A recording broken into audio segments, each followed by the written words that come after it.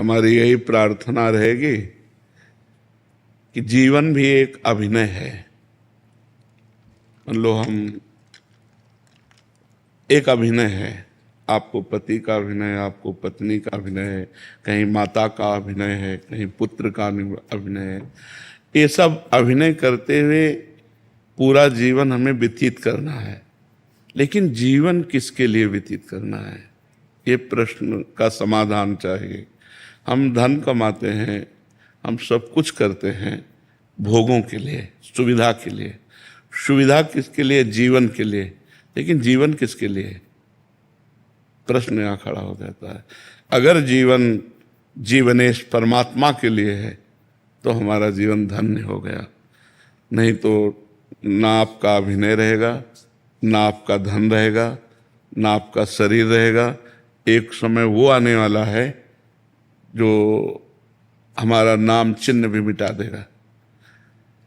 तो हमारे मनुष्य जीवन की इस दिव्यता का लाभ क्या हुआ?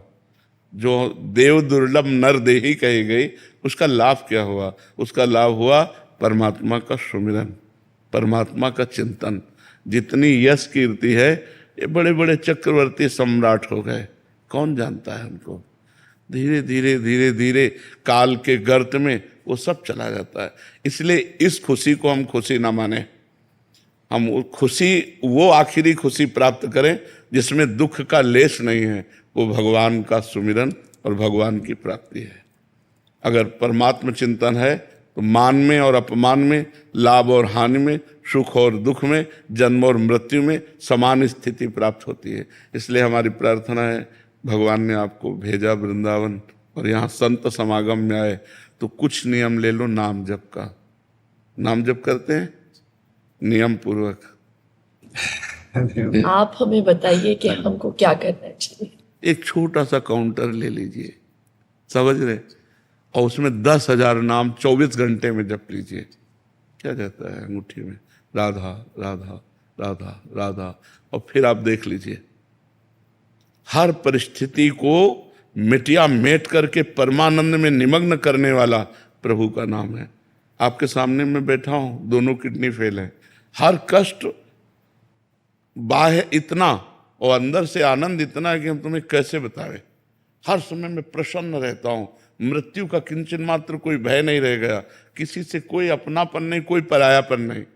उसी आनंद को बांटने के लिए भगवान ने अभी जो समय दिया है वो लूट लो। ये बाजार है, परमानंद की बाजार है। अगर लूट लो, संतों के वचन मान करके चल लो तो मंगल हो जाएगा, और नहीं तो भगवान के नाम, भगवान की लीला, भगवान की कथा, वो सब अर्थ प्रधान हो गया है। अध्यात्म कभी बिकता नहीं है, और जो बिकता है वो कभी अध्यात्म होता नहीं है। बिकने वालों से जगत का परिवर्तन नहीं होता। जगत का परिवर्तन होता है जो स्वयं परमात्मा में बिक गया और केवल परमात्मा ही उसकी दृष्टि है। तो इसलिए हमें लगता है नाम जप करो। महाराज जी, अलग से क्या आनंद, अभी तो हम बड़े प्रसन्न हैं, बढ़िया बाहर यश है, लेकिन ये प्रसन्नता स्थायी नहीं, मृत्यु आने वाली है। पर जब आएगी तो आएगी। अभी तो इसके बाद वही तो अज्ञान की दशा है। वही तो अज्ञान की दशा है कि हम अगले कदम को नहीं सोचते, हम आज को सोच रहे हैं। फिर इसके बाद क्या होगा? महाराज नहुष अपने पुण्य बल से देवराज इंद्र पदवी पे गए, और इंद्र पदवी पे देवराज की पत्नी के प्रति गलत दृष्टि की अजगर योनि में आ गए। कहाँ देवराज इंद्र पद और कहाँ अजगर योनि।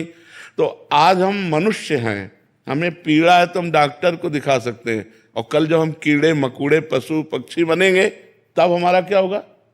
क्योंकि हम मरने वाले तो है ना, शरीर छूटने वाला है।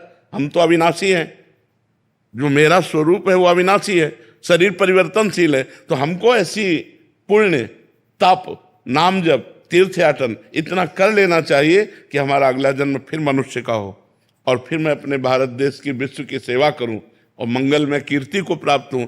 सुअर कुत्ता तो न बन जा। हमारी अगर चूक हो गई तो हम निकल जाएंगे ना नीचे की योनियों में।